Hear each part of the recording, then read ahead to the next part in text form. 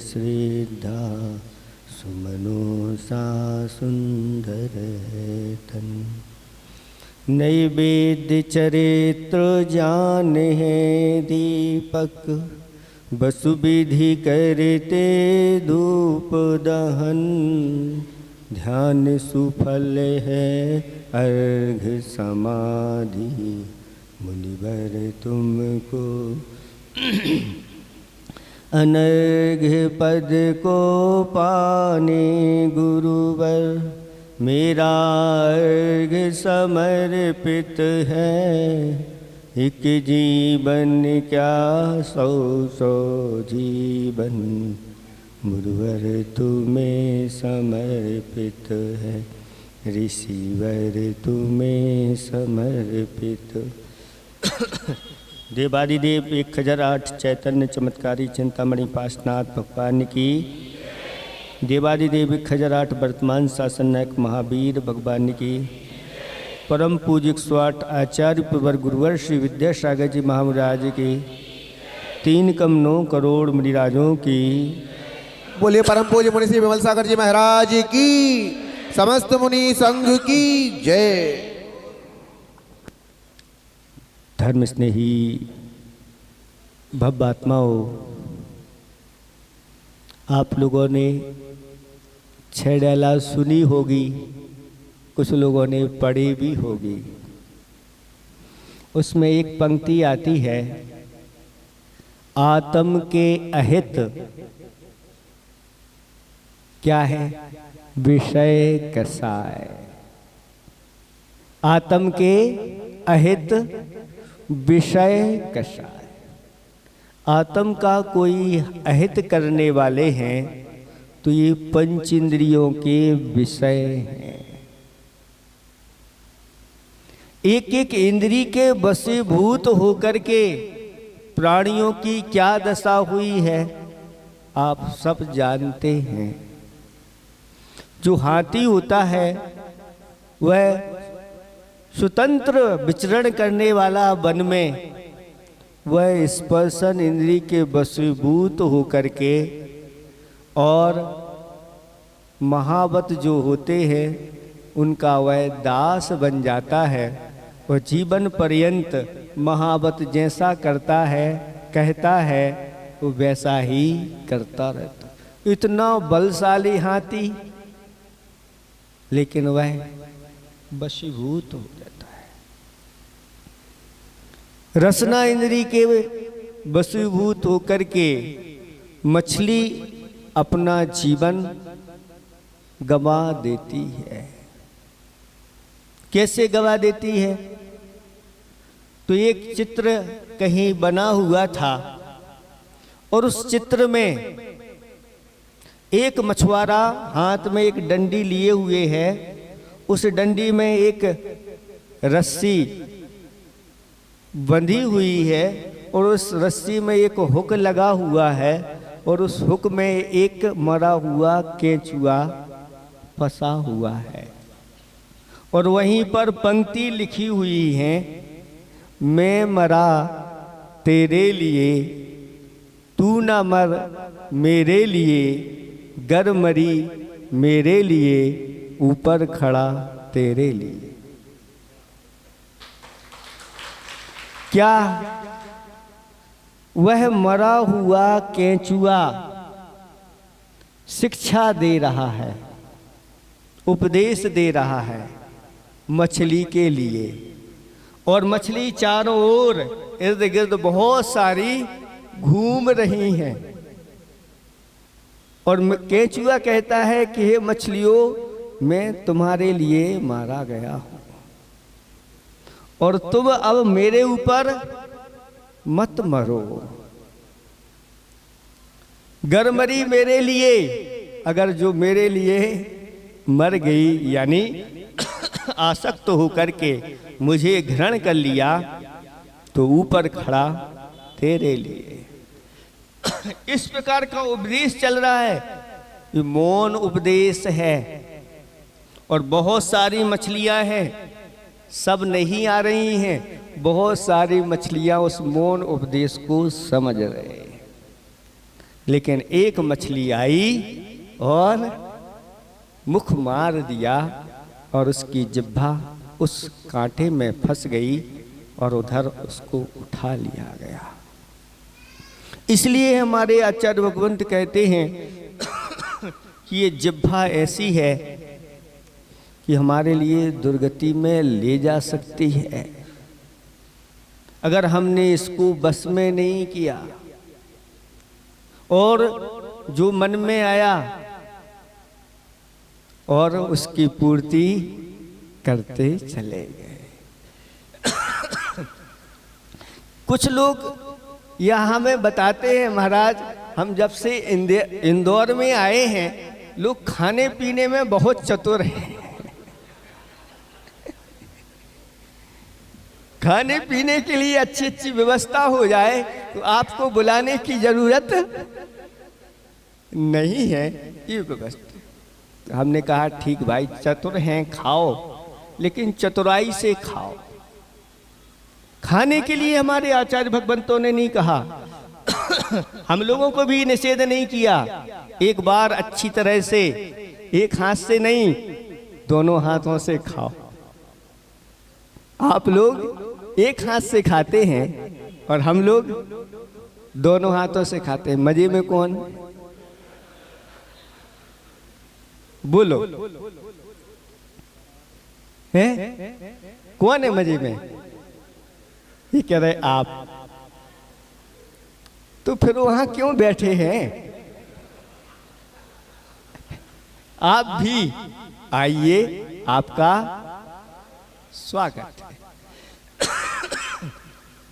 लेकिन आपको सावधान रखना है, क्योंकि बहुत सारी वस्तुएं चौपाटी लगी हुई है, वो ये सब अभक्ष की श्रेणी में सारी चीजें लगी हुई। और भगवान कहते हैं कि सावधान रखना, अगर फंस गए तो ऐसा कर्म बंद होगा कि उसको वो छूटना मुश्किल हो जाएगा। इसलिए अभक्ष का त्याग करो, समय पे भोजन करो, और दिन आपके लिए दिया गया है और दिन में आप खा सकते हैं। कितनी बार खाना है आप लोगों के लिए? तो कहते हैं कि जब यहाँ पर उत्तम भोग भूमि थी तो 3 दिन के बाद एक बार भोजन करते थे। फिर जब मध्यम भोग भूमि आई तो 2 दिन के बाद एक दिन भोजन करने लगे, और फिर जब जगन्न भूमि आई तो फिर एक दिन के बाद वह भोजन करते थे। एक दिन एक उपवास होगा, फिर दूसरे दिन संकल्प पूर्वक उपवास नहीं करते, लेकिन उनको आवश्यकता नहीं रहती थी। और चतुर्थ काल में कहा कि चतुर्थ काल में एक बार में भी काम हो जाएगा, लेकिन 2 भुक्ति बताई है। आप लोग अगर परिश्रम करते हैं तो 2 बार में आप अच्छी तरह से अपना 24 घंटे का समय प्रसन्नता के साथ निकाल सकते हैं। लेकिन फिर भी आपकी आदत पड़ी हुई है बार बार खाने की, तो हम कहते ठीक है, बार बार भी अगर आप चाहो तो खा सकते हैं, लेकिन दिन में आप लोगों को खाना है और भक्ष्य खाना है। आपकी सुरक्षा हो जाएगी, आप दुर्गति के पात्र नहीं हो पाओगे। लेकिन अगर आप एक बार भी खाओगे 24 घंटे में, और वह भी रात में खाओगे, तो दुर्गति के पात्र हो जाओ। इसलिए अपनी सुरक्षा रखना है। तो ये जिह्वा इंद्री के वशीभूत होकर के मछली अपने प्राणों का विसर्जन कर देती है, और घ्राण इंद्री के वशीभूत होकर के एक भौरा वह अपनी जीवन लीला को समाप्त कर देता है। कमल के अंदर वह भौरा बैठ गया है और उसकी पराग का पान कर रहा है। संध्या काल है, जैसे ही सूर्य डूबता है वह कमल बंद हो जाता है। लेकिन वह भौरा विचार करता है कि रात्रि इसी कमल के अंदर व्यतीत की जाए, सुबह सूर्य निकलेगा कमल खिलेगा और मैं उड़ जाऊंगा और पराग का पान करूंगा।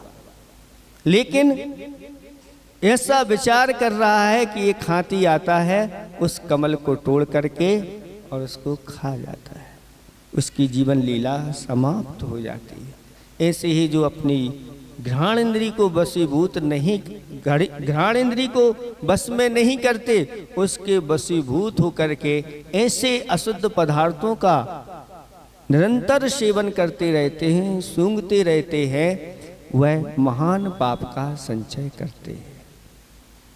चौथी इंद्री कौन सी है? चक्षु इंद्री है। और चक्षु इंद्री के वशीभूत होकर के एक पतंगा अपनी जीवन लीला, बस एक रात उसकी होती है, दूसरी रात उसको नहीं मिलती। रात में जैसे ही ये लाइट जलती है और झंपा पात बार बार वह कहता है, और सुबह देखते हैं तो पड़ा हुआ मिलता है। इसी प्रकार से आचार्य भगवंतों ने कहा कि ये आंखें मिली हैं तो इन आंखों का सदुपयोग कर लो। इन आंखों से ऐसे वीतराग प्रभु की छवि का बार बार अवलोकन कर लो। देव शास्त्र गुरु के बार बार इनके माध्यम से अवलोकन करो। शास्त्रों की में जो लिखा हुआ है वो शब्द हैं, इन आंखों के माध्यम से उसका अवलोकन करो। लेकिन वर्तमान में मोबाइल आ गया है और उस मोबाइल का कितना लोग सदुपयोग करते हैं और कितना दुरुपयोग करते हैं आप जान सकते हैं। कहते हैं सारे व्यसन इसी में भरे हुए, कहीं बाहर जाने की, पहले तो बाहर जाना पड़ता था, आज इसी में ही सब कुछ भरा हुआ है और लोग बैठ जाते हैं, घंटों कब उनके निकल जाते हैं पता नहीं चलता। इसलिए आचार्य भगवंत कहते हैं कि इन आँखों को अगर वश में करना है तो क्या करना है हमारे लिए, ये आपके हाथ में है, आप जो चाहो वो कर सकते हैं। इसी प्रकार से कर्ण इंद्री के वशीभूत होकर के सर्प जो है जीवन पर्यंत के लिए पिटारे में बंद हो जाता है। तो ये 5 इंद्रिय हैं, इनके विषय हैं। और बताओ, इन 5 इंद्रिय की विषयों की सामग्री इकट्ठी करने में ही हम लगे रहते कि नहीं लगे रहते? आज ये चीज चाहिए, इसके लिए ये चाहिए, उसके लिए वो चाहिए। आप भी और आपके स्वामी भी उसी के लिए तैयारी में लगे रहते हैं। अब महाराज इनको बस में कैसे करें? तो हमारे आचार्य भगवंतों ने कहा कि इनका भी संयम होता है, और अगर आपने नियम संकल्प में अपने आप को बांध लिया तो आप इनके ऊपर कंट्रोल कर सकते हैं। तो दूसरे नंबर पर आत्मा का अहित करने वाली कोई वस्तु है तो वह है कसाय। कौन कौन सी कसाएं हैं? क्रोध, मान, माया, लोभ। क्रोध कैसा होता है? कैसा होता है क्रोध? क्रोध अंधा होता है। कुछ लोग कहते हैं महाराज कर्म तो पुद्गल हैं, वे क्या करेंगे, वे कैसे अंधे होंगे? तो यहाँ पर अंधा क्रोध को इसलिए कहा जा रहा है, कारण में कार्य का उपचार करके कहा जा रहा है कि जब भी व्यक्ति को क्रोध आता है तो वह व्यक्ति भी अंधा हो जाता है और अंधे होकर के वह ऐसे कार्य कर देता है, ये मनुष्य पर्याय उसके हाथ से निकल जाती है। मान कैसा होता है? बहरा होता है, क्योंकि मान के कारण से मानी व्यक्ति अच्छी बात सुनता नहीं और सुनते हुए भी समझता नहीं, समझते हुए भी मानता नहीं, और ऊपर से अपनी तानता है। रावण को कितना समझाया कि मान जाओ मान जाओ, उसकी सारी स्त्रियों ने समझाया, भाई ने समझाया, नीतिकारों ने समझाया, लेकिन नहीं, मान के कारण से वह बहरा हो जाता है, इसलिए मान को बहरा कहा है। लोभ कैसा होता है? मान के बाद माया कैसी होती है? माया जो होती है वह गूंगी होती है, बोलती कुछ नहीं, लेकिन जब करती है तो विस्फोट हो जाता है। इसलिए कहा ये गूंगी है, और गूंगी रह करके चुपचाप अंदर ही अंदर अनेक प्रकार के षड्यंत्र होते रहते हैं। और लोभ कैसा है? लोभ कैसा है? लोभ नक्कटा है। कैसा है? लोभ में आकर के लोग अपनी नाक भी कटवा लेते हैं। कैसे कटवा लेते हैं?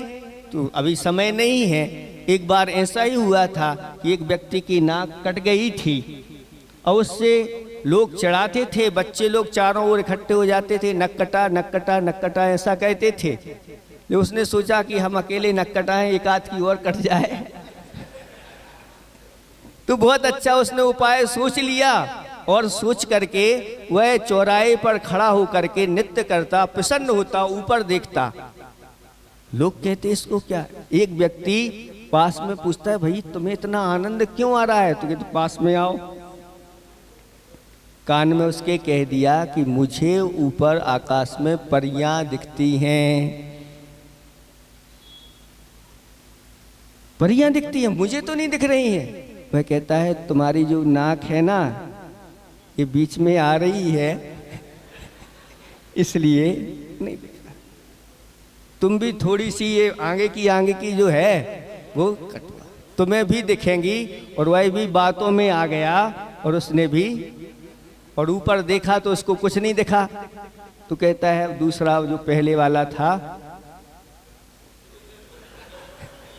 अब ये नहीं कहना कि मुझे कुछ नहीं दिख रहा है, तुम भी कहो कि मुझे भी। और एक से भले दो हो गए, और दो से ऐसे करते करते सब लोभ में आते गए, और पूरे गांव की ये दृष्टांत है। लेकिन वास्तव में क्या हम अपनी नाक नहीं कटवाते? हमारी सावत दिख रही है नाक, लेकिन अगर हम अपने जैन कुल के विरुद्ध आचरण करते हैं तो समझ लेना आप अपनी नाक कटवा लें। ऐसे जिनेंद्र भगवान के कुल में आपका जन्म हुआ है, और आप अपने स्वाभिमान को खो करके और इस प्रकार के कार्य कर रहे हैं जो आपके कुल में नहीं होते। आपको सावधान रहना है। ये क्रोध, मान, माया और लोभ, ये चार ऐसे हैं। चार व्यक्ति थे, चारों मनुष्य पर्याय प्राप्त की, और मनुष्य पर्याय प्राप्त करके एक क्रोध के वशीभूत होकर के मर गया, और मर करके बाघ बना। दूसरा मान के वशीभूत होकर के अपने पिताजी की अवमानना करके भाग करके और गिर करके मर गया, मर करके सूकर बना। तीसरा जो माया में निपुण था, उसने अपने ही बहन को ठग लिया। दुकान पर उसकी बहन आई, उसको ठग लिया। उसके परिणाम स्वरूप वह मर करके बंदर बना। और एक चौथा हलवाई था, वह लोभ में पड़ करके मर करके न्योला बना। ये चार जीव थे, और संयोग ऐसा बना कि जंगल में दो चारण रिद्धिधारी मुनिराज आए, और वज्र जंग और श्रीमती ने उनका पड़गाहन किया। और संयोग ऐसा बैठा कि वो चारों जीव वहीं पर थे, और उन्होंने उस दृश्य को देखा, और उस दृश्य को देख करके जाति स्मरण हो गया। और चारों को अपनी मनुष्य पर्याय दिखने लगी, और मनुष्य पर्याय पाकर के हमने ऐसा खोटा कार्य किया, इन कसाई के वशीभूत होकर के, और मुझे ये निंद पर्याय मिली। बस पश्चाताप प्रारंभ हो गया और मुनिराज के आहार चल रहे थे और उन आहारों को देखते हुए ऐसा उन्होंने पुण्य का संचय किया। ज्यादा समय नहीं, बस महाराज के आहार के लिए कितना समय लगता है, 48 मिनट में ही उसके अंदर ही अंदर काम हो जाता है। घंटों की छोड़ो, मिनटों में ही उन लोगों ने भोग भूमि के मनुष्यों की आयु का बंद कर लिया। राजा बज्जजंग और श्रीमती भी, उन लोगों ने भी भोग भूमि के मनुष्यों की आयु का बंद किया और मर करके उत्तम भोग भूमि में वो दोनों जीव और ये चारों जीव त्रियंच पर्याय छोड़ करके और जाकर के भोग भूमि में, उत्तम भोग भूमि में 3 पल की आयु को प्राप्त कर लिया। कहाँ कसायों की तीव्रता और कहाँ कसायों की मंदता। कसायों की मंदता के परिणाम देखिए आप कि त्रियंचों से मनुष्य भी ऐसे मनुष्य बने जहां 3 पल यानी असंख्यात वर्षों तक अब कुछ करना नहीं, कल्प वृक्षों के 10 प्रकार के कल्प वृक्षों के माध्यम से जो चाहिए हो आपको, आप लेते रहो। आपको प्रासाद चाहिए, महल चाहिए, आपके लिए वस्त्र चाहिए, आपके लिए आभूषण चाहिए, आपके लिए जितने प्रकार के भोजन चाहिए उतने प्रकार के भोजन आपको मिल जाएंगे। एक बार आहार की अनुमोदना करने वाले त्रियंच हैं, तो जो ऐसे साधुओं को निरंतर आहार दान करते रहते हैं उनके पुण्य को कोई आंक नहीं सकता। निर्ग्रंथों की चरण रज करती भव से पार, निर्ग्रंथों की चरण रज करती भव से पार, रिद्धि सिद्धि समृद्धि दे मोक्ष महल का द्वार। ये चरणों की रज निर्ग्रंथों की ऐसी रज होती है, इसलिए लोग कह रहे महाराज आप तो आ जाओ बस विधान ये लोग करें जब करेंगे, हमें कोई भरोसा नहीं इन लोगों का कब करेंगे। आप तो हमारी कॉलोनी में आ जाओ, हमें तो आपको लोगों की चरण रज मिल जाएगी, हमारा सब कुछ हो गया। क्योंकि इसकी महिमा अपरंपार है। यहाँ आप लोगों के लिए मिनटों में ऐसा संचय करा देते हैं, ये देव शास्त्र गुरु के निमित्त से लोग मिनटों में ऐसा संचय कर लेते हैं, भवों तक भी बैठ करके खाएंगे तो समाप्त नहीं होता। इसलिए आप लोगों के लिए ये सुअवसर मिले हैं अगर आत्मा का हित करना है तो अपनी इन कसाओं को हमेशा मंद करके चलिए। जैसे आप लोग गाड़ी चलाते समय कितने सावधान रहते हैं, कोई पीछे से न ठोक दे, कोई बाजू से नहीं ठोक दे, कोई आगे से। आप लोग कितनी अच्छी सावधानी के साथ अपनी गाड़ी चलाते हैं।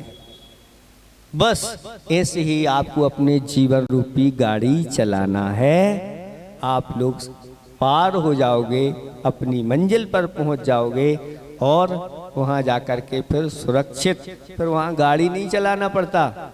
वहां तो विमान में बैठो और सीधे जाके समुद्र में उतर जाओ और जाकर के भगवान की दिव्य धुनी का पान करो। तो आत्म के अहित विषय कसाय इनमें मेरी, बस यही सावधानी रख ली तो समझ लेना आपकी मनुष्य रूपी जीवन की गाड़ी बहुत अच्छी चलेगी। आगे के आपका विधान प्रारंभ होना है, इतना ही हम पर्याप्त समझते हैं। और आप लोग, हमने कल कहा था आप लोगों के लिए ये 3-4 दिन आप लोगों को इतना लाभ लेना है कि 4 महीने में भी लोग लाभ ना ले पाएं और कहना महाराज बस हम तो आपसे सब कुछ प्राप्त। इन्हीं भावना के साथ अहिंसा परमो धर्म की ऐसे उदार मना महाव्रती